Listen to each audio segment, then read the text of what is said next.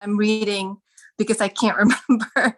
But I really appreciate the opportunity for helping me grow in my faith. I have learned about how Mother Mary can strengthen our faith as exemplified by the saints we learned about in the retreat. I would like to share a little bit of my personal background. One challenge to my faith formation is that my husband is an atheist since the day we were married. I suppose my faith back then was not something I thought about, even though I myself was not an atheist. I am thankful that he has always supported my beliefs and even went to church with me in our early years of marriage. But he has not gone to church for many years now, except during Easter and Christmas. He supported me in raising our children as Catholics, but it has taken a toll, I believe, in our children's own faith formation. So while I feel very blessed in so many ways, I have good health, my family is healthy and loving, we are not lacking in anything material. My only wish is for strong faith to grab hold of my husband and myself and my children. One challenge specific to Marian consecration is that one of my brothers is a member of the Iglesia de Cristo Church. I have participated in several of their Bible studies at their invitation. And while they oftentimes invite me to their services, I have to remind them that my heart is with the Catholic faith. My brother and I have spoken a little bit regarding the Catholic practice of reverence to Mother Mary.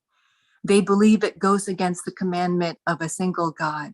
At the time, I did not have an answer to his questions regarding this. I believe I do now.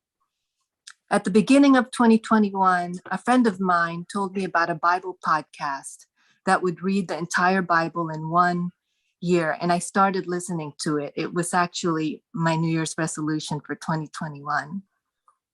While I was familiar with the New Testament, the Old Testament was problematic to me in hearing about God's judgment and all of the battles.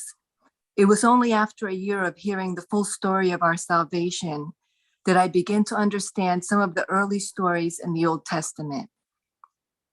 But before this, oftentimes I would not listen openly to the podcast while my husband was around because I did not want him to criticize anything that he heard out of context.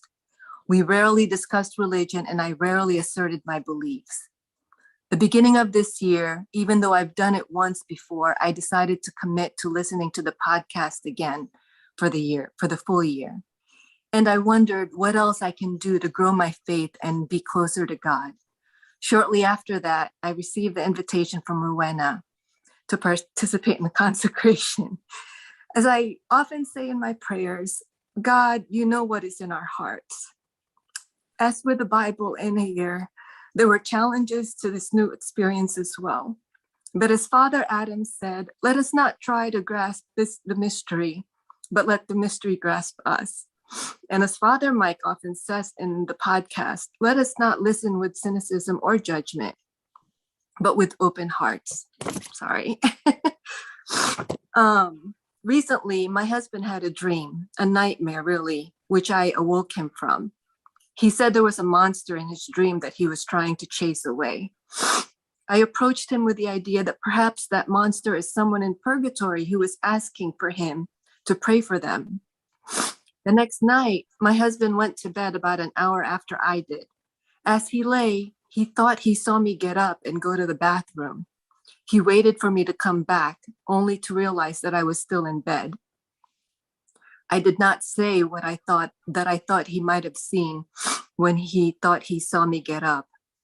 I am hoping it was Mother Mary hovering near me that he saw, because I have been praying to her more these last 33 days.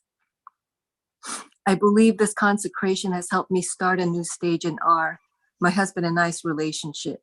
It has given me the courage to engage in dialogue with him about God. It has given me the confidence to know that whatever question he may have, God will help me answer. Taking the analogy of our own mothers, I now understand a little bit more about our consecration to our Blessed Mother. As children, our mothers are key to teaching us as we grow. As children, there are many things in life that we may know a little bit about, but not fully understand. This is the same with our faith.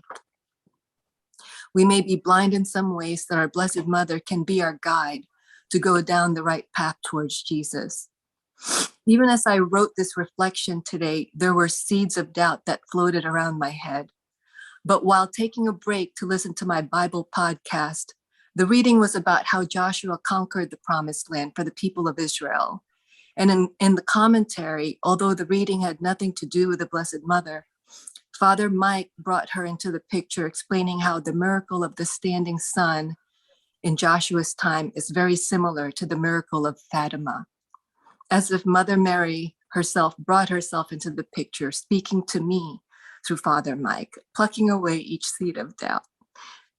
Jesus himself gave us his mother to be our mother, and I look forward to bringing her into my home and into my heart.